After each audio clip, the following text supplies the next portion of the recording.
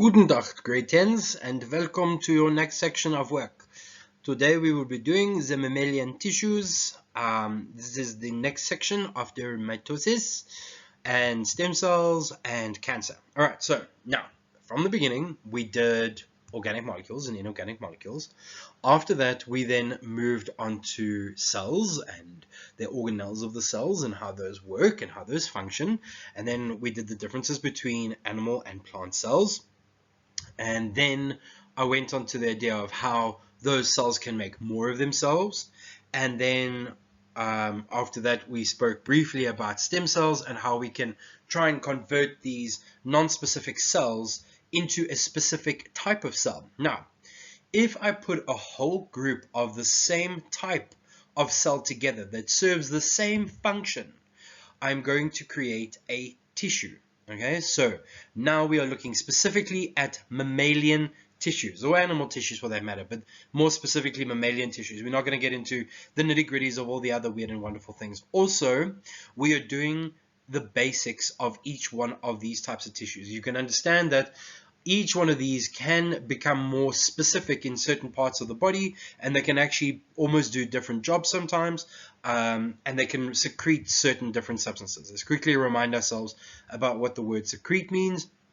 It means something that is produced by the body for the body, whereas excrete is by the body, not for the body. Okay. Oh, before we continue as well, I just want to point out the different types of tissues we're going to be looking at. We're going to be looking at the 3 different types of cartilage. I think it's the 5 different types of epithelium, the 3 different types of muscle, there's only 1 type of bone, and 1 type of nerve. We'll also be doing blood over there and all the different parts that make up blood. So the idea of a tissue is just like a group of cells that are like serving a very specific purpose. So on this slide, tissues for your issue. Cells are the basic unit of life. They have many organelles as well. We've gone through all the organelles. Remember, vacuoles, cell membranes, nucleus, all those things. In this section, organelles are not important, not except for the position of the nucleus.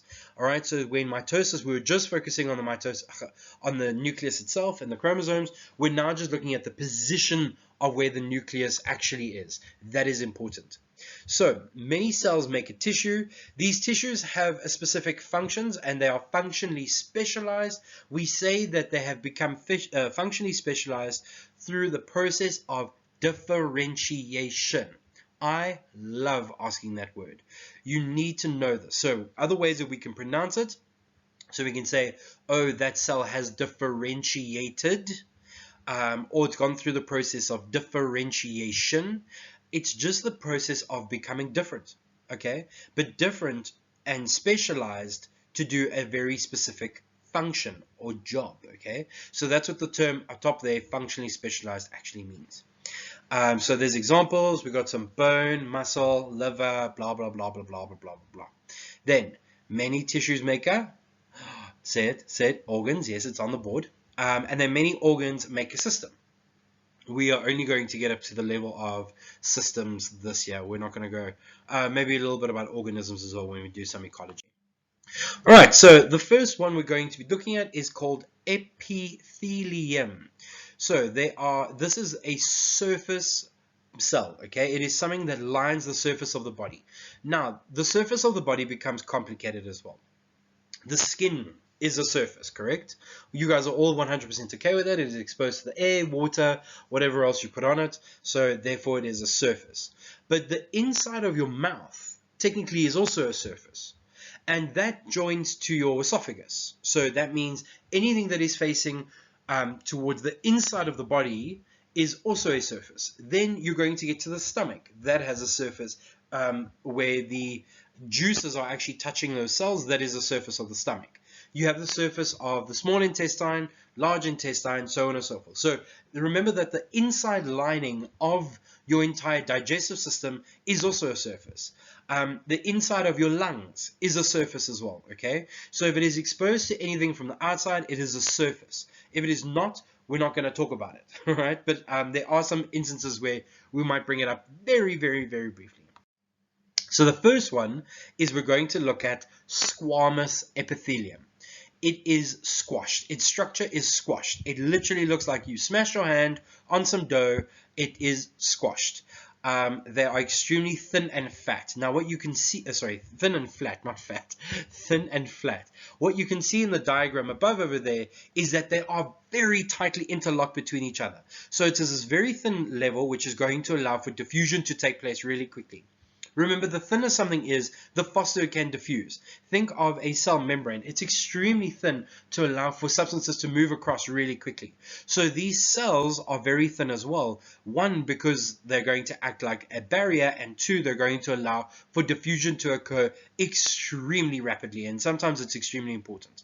So the location is the lining of cavities, example, mouth, blood vessels, heart, and lungs. And remember, I said to you that they allow for diffusion of substances very quickly, and you want very fast diffusion in the blood vessels and the lungs specifically, because you want to be able to get oxygen in and carbon dioxide out, as well as any dissolved substances through the blood vessels extremely quicker. Also the outer layer of the skin. Now, if you would like to go and Google it, I recommend you go and Google tessellated squamous epithelium as well. And that is where the cells have started to look like a blob. They've created these like lobes, and then they interlock so tightly that's why the function over there says it acts as a barrier, and it's a tightly packed cells, and this is the first line of defense. And I recommend you put a little star next to that, because that is going to come important for next year. Extra, they're attached to a basement membrane. So on that diagram over there, you can see the cells, and directly underneath is another thin layer. That is a basement membrane, and the basement membrane is to allow for the cells to attach to something. Otherwise, your skin would just peel off of you. It would be completely ridiculous, okay? But they can have more than one layer of epithelium cells, and they can be like stacked on top of each other like bricks, and we call that striated squamous epithelium, okay? I don't expect you to remember the word striated, but just know that they are normally a single layer or one layer, but they can also be completely stacked on top of each other, and that is called striated epithelium. The next one is cuboidal epithelium. It is square-like or cube shape, okay? Not a perfect cube, but it's quite square, or as best as possible. You'll notice that that diagram over there, that is actually inside of a what do you call the thing again? I've lost it. Kidney and or ovary. So the location is in glands, lining of the kidney tubules and the ducts of the glands. So you can kind of notice if it's kind of going hand in hand with the glands, it's going to create this new little tightly packed structure. And then the function is germinal epithelium, okay? So germinal means producing the germ line or germ cells, and those are the eggs and sperm of female and male respectively, okay? So it produces egg cells, female sex cells, and sperm cells, male sperm cells, or male sex cells, and this is what is going to allow for reproduction to occur much later when you get to maturity. Then we have columnar epithelium. This is one of my favorite ones just because it makes complete sense. So the structure is very column shaped.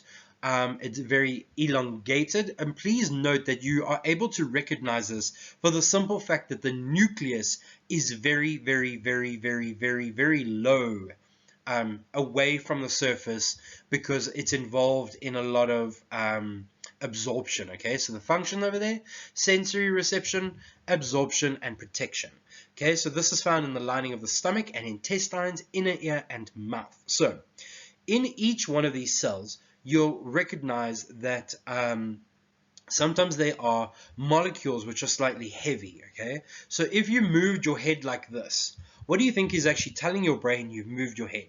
Is little like rock-like structures inside of these columnar epithelium that are able, as your head moves, gravity takes hold, and then the whole cell itself bends. And when it bends, it's able to send a message to your nervous system indicating how you have moved your head in space. All right, that we will do next year when we do the nervous system, but mainly just for now, recognize that it is involved in sensory perception, okay, or reception, and specifically where you are on the world. So like every time you move your head, your skin's actually able to recognize it. Then It is mainly found in the intestines, and any test or an exam I will often involve columnar epithelium, very much only specifically dealing with the intestines itself. All right. If you haven't already, I recommend you go and you draw one of each, or like one cell from each of the previous slides and for the future slides as well. Please make sure that you just draw one cell.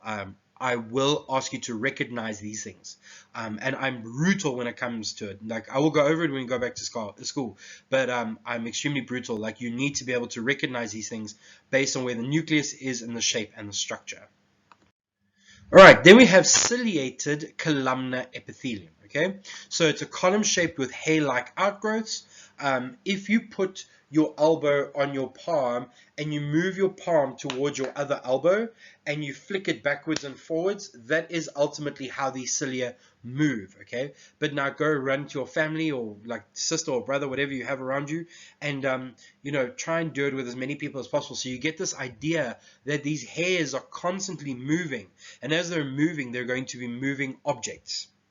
So their function is the rapid rhythmic wave-like beating. This moves mucus, it moves pollen, it moves cells, it moves anything that is small enough to get entangled inside of those little hairs called the cilia. And these cilia directly grow out of the columnar epithelium as well. So they're an extension of the cell membrane, so we call them cytoplasmic extensions. Okay. Then where we find these bad boys, they're found in the air passages like the esophagus, the nasal cavity, and that's why often you'll be just sitting around and all of a sudden like this big ball of phlegm just like rocks up in the middle of nowhere, and that's because the cilia have been doing their job. Also, as a side note, if you've ever encountered a smoker, the smoke or the cigarette smoke itself can kill the cilia themselves, and that's what causes increased coughing. And also, if you get sick, sometimes too much mucus can clog the cilia, and that can actually stop the movement of dangerous substances as well. They're also found in the uterus and the fallopian tubes.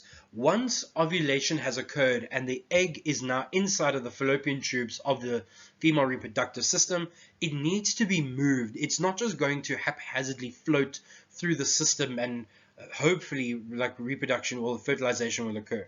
These little hairs actually are able to move, and they only move generally in one direction. And when they move, they push this little egg closer towards the edge of the uterus so that fertilization can occur and eventually implantation can occur inside the uterus itself. Then we have glandular epithelium. Now, glands, you all know what a gland is. Sometimes you've been swollen. You normally touch the base of your throat, and they're the things that produce spit.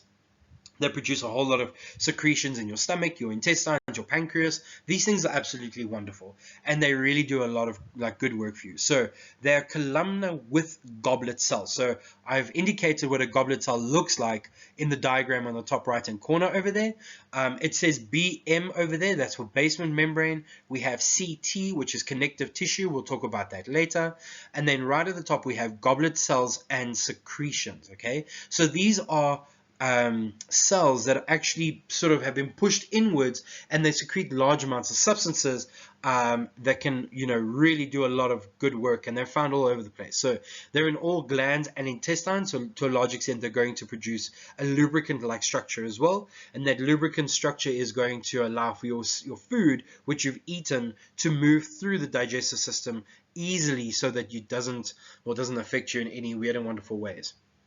The function is to make and secrete enzymes. Okay, so this will be in your stomach or pancreas or liver or gallbladder. Hormones like your kidneys, your pituitary inside of your brain, milk, some from the mammary glands of the breasts, sweat out of the pores underneath, like all over the surface of your skin, wax and saliva. Okay, so like wax that is produced inside of your ears, also known as sebum, is actually produced by these little goblet cells. So you can imagine if they get infected, how much of a problem they can actually cause. And to a large extent, if you have an oversecretion of sweat and or wax and or saliva, you can sometimes affect, or you can change how these things work by chemicals, and you can actually change how if you actually have a problem. All right, so second last slide, let's look at the functions. They are for protection from mechanical damage, so that's from your skin. Remember, the first line of defense, harmful chemicals, bacteria, and water loss. So bacteria cannot get through the surface of the skin. Bacteria can only get in once you have actually cut the skin and then allow for an opening to allow anything to infect you. Okay, but also for water loss, because if you didn't have a skin, you would just lose all of your liquid, and that would, because of diffusion, there would be too much water on the inside and too little in the atmosphere, and all of it would just evaporate off of you when you went into the sun. You would also get terribly sunburned. Sensation, so stimuli for specialized epithelium cells with nerve endings. So these are specifically your columnar epithelium, whereas protection is your squamous epithelium. We then have secretion, which is your glandular epithelium. Enzymes, hormones, lubricating fluids. We then have for absorption, okay, so nutrients from the small intestines. That would be the columnar epithelium. Then we have excretion. So we find cuboidal epithelium in the kidneys, which allows for the excretion of waste products from the body and skin in the form of sweat. Diffusion of gases, liquids, and because the cells are really thin. So this has to do with the squamous epithelium. Then we have cleaning, which moves dust particles with the ciliated columnar epithelium. And finally, reduces friction, because the cells are smooth and tightly interlocked, reduce friction between blood and walls of the blood vessels. This one particular epithelium is your squamous epithelium. Because they're so tightly interlocked, the blood vessels actually won't rub against it and cause your blood vessels to rupture. All right, there is a lot of content in this.